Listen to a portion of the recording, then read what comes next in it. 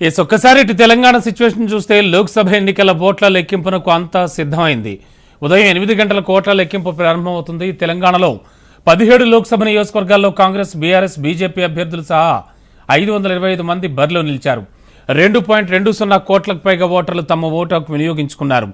120 హాళ్లలో 1855 టేబుళ్లపై ఓట్లు లెక్కిస్తారు. 2.18 లక్షల పోస్టల్ బ్యాలెట్ ఓట్లను 19 హాళ్లలో 276 టేబుళ్లపై లెక్కిస్తారు. ఒక్కో అసెంబ్లీ నియోజకవర్గానికి ఒక్కో హాల్ ఏర్పాటు చేయగా మహేశ్వరంలో 2 హాళ్లు సిద్ధం చేశారు. ఇక ప్రతి లోక్సభ నియోజకవర్గానికి ఒక టేబుల్ ఏర్పాటు చేయగా చేవెళ్ల, మల్కాజ్గిరిలో 2 టేబుల్ సిద్ధం చేశారు. 10,000 మంది సిబ్బంది ఓట్ల లెక్కింపు ప్రక్రియలో పాల్గొంటారు. కౌంటింగ్ కేంద్రాల దగ్గర 3 అంచెల భద్రత, సీసీ కెమెరాల నిఘాతో పాటు 144 సెక్షన్ విధించారు.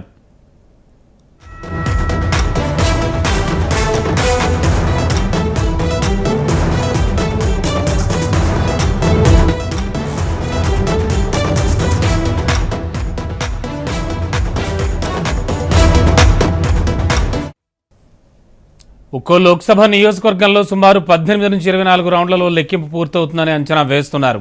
తెలంగాణలో తొలి ఫలితం నిజామాబాద్ లోక్సభ నియోజకవర్గం నుంచి వెలువడే అవకాశం కనిపిస్తోంది. ఈ నియోజకవర్గంలో కేవలం 15 రౌండ్లలో ఓట్ల లెక్కింపు పూర్తి కానుంది.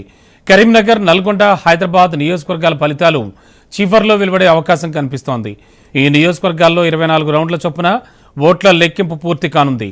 చొప్పదండి, దేవరకొండ, యాకుత్పుర అసెంబ్లీ సెగ్మెంట్లలో 21 రౌండ్లలో, ఆర్మూర్, భద్రాచలం, అశ్వారావుపేట అసెంబ్లీ సెగ్మెంట్లలో 13 రౌండ్లలో లెక్కింపు జరుగుతుంది. మొత్తానికి ఎన్నికల ఫలితాలపై తీవ్ర ఉత్కంఠ నెలకొని ఉంది.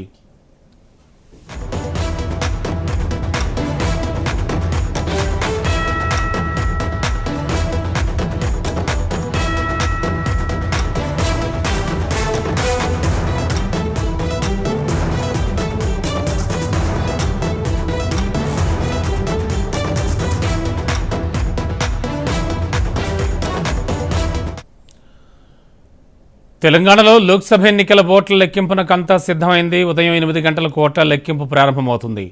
తెలంగాణలో 17 లోక్సభ నియోజకవర్గాల్లో కాంగ్రెస్, బీఆర్ఎస్, బీజేపీ అభ్యర్థులు సహా 525 మంది బరిలో నిలిచారు. 2.20 కోట్లకు పైగా ఓటర్లు తమ ఓటు హక్కు వినియోగించుకున్నారు. 120 హాళ్లలో 1855 టేబుళ్లపై ఓట్లు లెక్కిస్తారు. 2.18 లక్షల పోస్టల్ బ్యాలెట్ ఓట్లను 19 హాళ్లలో 276 టేబుళ్లపై లెక్కిస్తారు. ఒక్కో అసెంబ్లీ నియోజకవర్గానికి ఒక్కో హాల్ ఏర్పాటు చేయగా మహేశ్వరంలో 2 హాళ్లు సిద్ధం చేశారు. అలాగే ప్రతి లోక్సభ నియోజకవర్గానికి ఒక టేబుల్ ఏర్పాటు చేయగా చేవెళ్ల, మల్కాజ్గిరిలో 2 టేబుల్ సిద్ధం చేశారు. 10,000 మంది సిబ్బంది ఓట్ల లెక్కింపు ప్రక్రియలో పాల్గొంటారు. కౌంటింగ్ కేంద్రాల వద్ద 3 అంచెల భద్రత, సీసీ కెమెరాల నిఘాతో పాటు 144 సెక్షన్ విధించారు.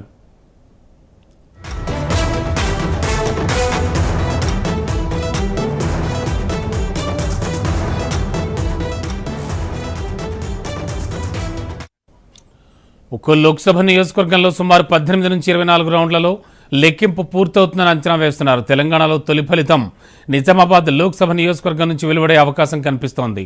ఈ నియోజకవర్గంలో కేవలం 15 రౌండ్లలో ఓట్ల లెక్కింపు పూర్తి కానుంది. అలాగే కరీంనగర్, నల్గొండ, హైదరాబాద్ నియోజకవర్గాల ఫలితాలు చివర్లో వెలువడే అవకాశం ఉంది. ఈ నియోజకవర్గాల్లో 24 రౌండ్ల చొప్పున ఓట్ల లెక్కింపు పూర్తి కానుంది. అటు చొప్పదండి, దేవరకొండ, యాకుత్పుర అసెంబ్లీ సెగ్మెంట్లలో 21 రౌండ్లలో, ఆర్మూర్, భద్రాచలం, అశ్వారావుపేట అసెంబ్లీ సెగ్మెంట్లలో 13 రౌండ్లలో లెక్కింపు జరుగుతుంది. మొత్తానికి ఎన్నికల ఫలితాలపై సర్వత్రా ఉత్కంఠ నెలకొని ఉంది. ఒకసారి వరంగల్ వెళదాం. అక్కడి నుంచి మా కరెస్పాండెంట్ రంగనాథ్ లైవ్ లో ఉన్నారు. మరింత అదనపు సమాచారం అందించడానికి. రంగనాథ్, ఎటువంటి భద్రతా ఏర్పాట్లు చేశారు? పోస్టల్ బ్యాలెట్ అనుకున్నట్టుగానే 8 గంటలకు ప్రారంభమయ్యే ఛాన్స్ ఉందా లెక్కింపు?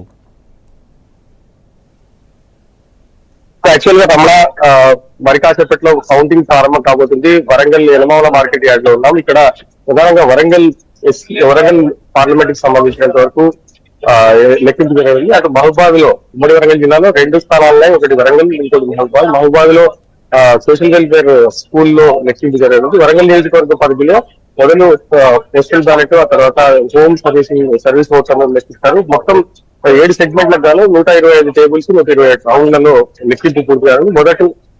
మొదలు వరంగల్ తూర్పు అసెంబ్లీకి సంబంధించిన ఫలితం వెలువడింది. ఆ తర్వాత లాస్ట్ కి భూపాలపల్లి నియోజకవర్గానికి సంబంధించిన ఫలితం. మొత్తంగా పన్నెండు నుంచి 1 గంట మధ్యలో లెక్కింపు దాదాపుగా పూర్తయ్యే అవకాశం ఉంది. మరోవైపు మొత్తం వరంగల్ బరిలో 42 మంది అభ్యర్థులు ఉన్నారు. గత ఎన్నికలతో పోలిస్తే ఈసారి పోలింగ్ పర్సెంటేజ్ తక్కువగా నమోదైంది, 68.86%. అయితే అభ్యర్థులు మాత్రం పూర్తిగా క్రాస్ ఓటింగ్ పైనే దృష్టి పెట్టిన పరిస్థితి.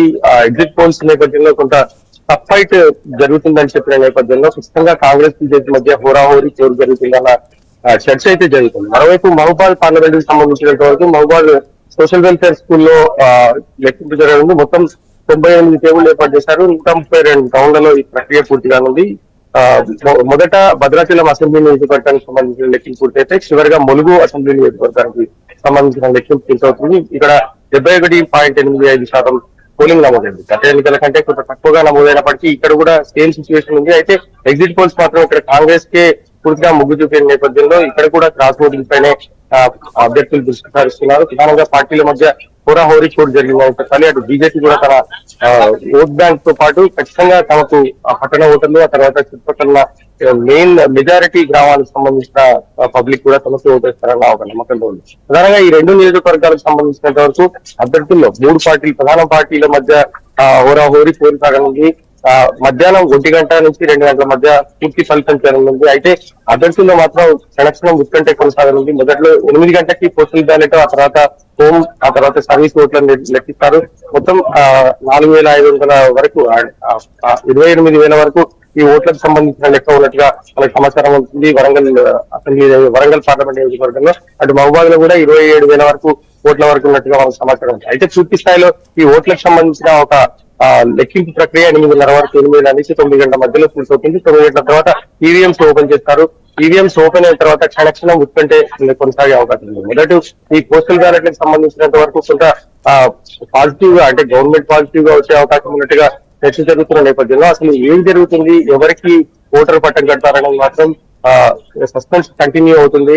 ఎందుకంటే ఇప్పటి వరకు వచ్చిన ఎగ్జిట్ పోల్స్ లో చాలా వరకు కాన్స్టిట్యూన్సీ లో ఎక్కువైతే ముగ్గు చూసిన ఒక పార్టీకే పట్టం కట్టిన నేపథ్యంలో ఎగ్జిట్ పోల్స్ లో ఇక్కడ కూడా టఫ్ ఫైట్, ఈ 2 నియోజకవర్గాల్లో కొంత టఫ్ ఫైట్ ఉంటుంది. ప్రధానంగా వరంగల్ పార్లమెంట్స్ లో మాత్రం టఫ్ ఫైట్ కంటిన్యూ అవుతుంది. ప్రధానంగా లాస్ట్ ఎడ్జ్ లో ఎవరు గెలిచినా ఎడ్జ్ లో గెలుస్తారన్న చర్చ జరుగుతున్న నేపథ్యంలో ఖచ్చితంగా ఈ సెగ్మెంట్ పైనే ప్రధానంగా అందరూ దృష్టి సారిస్తున్నారు. మొత్తంగా బీజేపీ అయితే ఖచ్చితంగా వరంగల్ తాము గెలిచిన వల్ల ధీమా వ్యక్తం చేస్తుంది. కాంగ్రెస్ కూడా ఖచ్చితంగా ఈసారి గెలవాలన్న సీఎం రేవంత్ రెడ్డి కాన్స్టిట్యూన్సీ ప్రతిష్టాత్మకంగా ఇస్తున్నారు. కరీంనగర్ ఇక్కడ తన పార్టీ మారిన తర్వాత తన కూతురు గట్టి గెలిపిస్తున్న నేపథ్యంలో ఇక్కడ ఖచ్చితంగా తాను గెలవాలన్న ఒక లక్ష్యంతో పూర్తిగా అన్ని 7 కాన్స్టిట్యూన్సీలకు సంబంధించిన ఎమ్మెల్యేలతో ఎప్పటికప్పుడు కంటిన్యూ అయ్యారు. జనగాం ఒక స్టేషన్ గన్పూర్ నియోజకవర్గానికి సంబంధించిన ఆయన ఓన్ కాన్స్టిట్యున్సీ కావడం, మిగిలిన అన్ని చోట్ల కూడా తనకు సంబంధించిన అందరితో కోఆర్డినేట్ చేసుకుంటూ ఖచ్చితంగా ఈసారి గెలిపే లక్ష్యంగా ఆయన పనిచేసిన పరిస్థితి. ఇదంతా కూడా 2 పార్టీల అభ్యర్థులకి ఇది ప్రతిష్టాత్మకంగా మారింది. ఎట్టి పరిస్థితుల్లో ఇక్కడ గెలవాలనిపిస్తున్నారు. మరోవైపు బీఆర్ఎస్ కూడా ఇక్కడ తన ఓట్ బ్యాంకులు నిలబెట్టుకోవాలి, ఖచ్చితంగా తన పూర్వవైపు నిలబెట్టుకోవాలని తీసుకున్న పరిస్థితి. సో ఖచ్చితంగా ఈ 2 నియోజకవర్గాల్లో కూడా 3 పార్టీల మధ్య హోరాహోరీ కోర్సుగా కొనసాగనుంది. ఎట్టి పరిస్థితుల్లో కామంటే తాము గెలుస్తాం వల్ల ఒక ధీమాతో ఉన్నారు. కానీ ఇంటర్నల్ గా క్రాస్ ఓటింగ్ పైనే పెద్ద ఎత్తున చర్చ జరుగుతున్న పరిస్థితి ఉంది. 22 రోజుల క్రితం జరిగిన ఎలక్షన్ నేపథ్యంలో ఖచ్చితంగా ఈసారి ఎవరిని ఓటర్ తను ఓన్ చేసుకుంటారు, ఎవరికి పట్టం కడతారని మాత్రం కంటిన్యూ అవుతున్న పరిస్థితి కనిపిస్తుంది. Okay, thank you Ranganath.